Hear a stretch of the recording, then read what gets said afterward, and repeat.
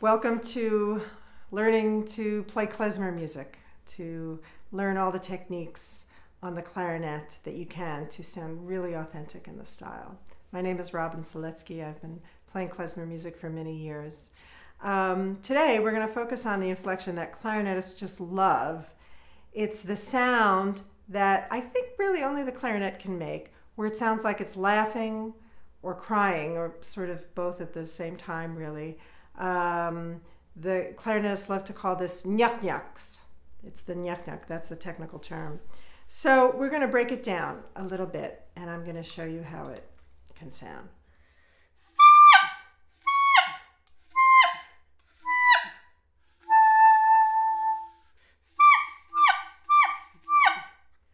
We'll talk about how you want to use it melodically in a little while. But first, let's get the technique. Now, this is actually kind of hard to learn. What you have to do is, I like to start on E, because E seems to have just the right resistance to practice this technique on. You might try it on B if E is a little too high for you. What you have to do is you have to start the note and then drop it with your embouchure and with your throat.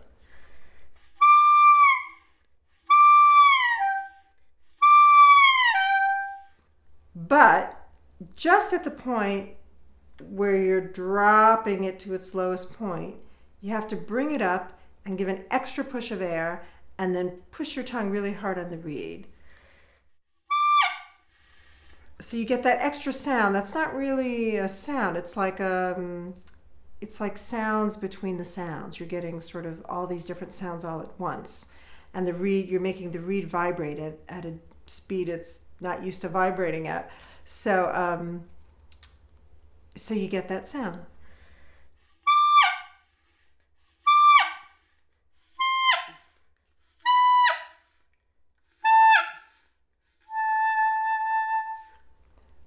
Again, it's really, you have to give a lot of air. That's one of the key things. So again, it's dropping the pitch, but not just by loosening your bottom lip. You have to engage your throat. Now, how do you engage your throat? Well, I think you bring your tongue closer to the reed.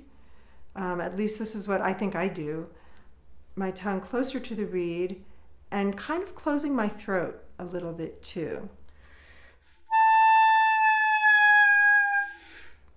Okay, and then you have to give an extra push of air to bring the pitch back up as you bring your tongue to stop the vibration of the reed completely. It's almost like hut, hut.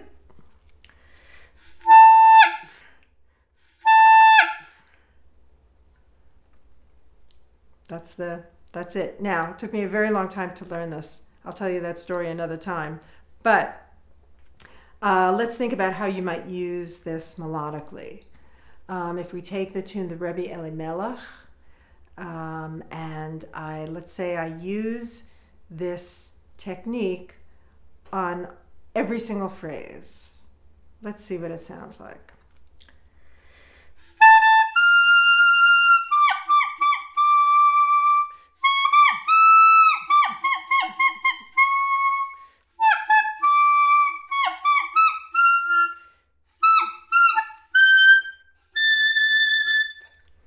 It doesn't sound so good.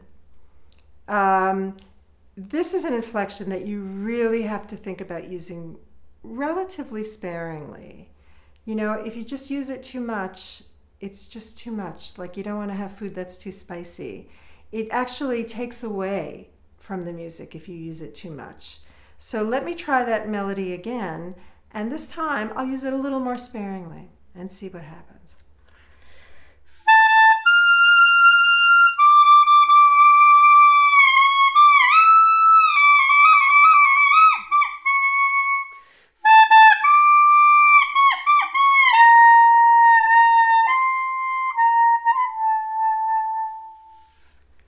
It's a little nicer, and then when I go soft, it's a nice contrast.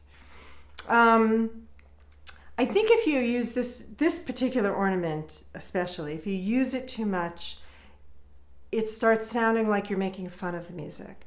And you don't ever want to make fun of the music. There is a place in music for parody, but I think that's very particular. In general, you just want to be the conduit for the music, and you just want to be as real and authentic as you possibly can.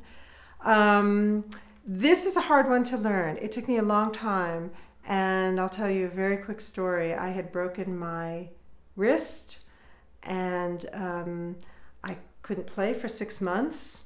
And the only thing I could do with my right hand, because I had broken my left hand, was cover enough holes to get a high E or a high B. And so for 6 months, in order to keep my chops in shape, rather than just holding the note steady, I would practice this technique. And I finally got it. So it just goes to show you that even when something terrible happens, it can actually be something really wonderful and really meant to be, even if it doesn't seem like it at the time. So good luck. And I'll see you in the next installment.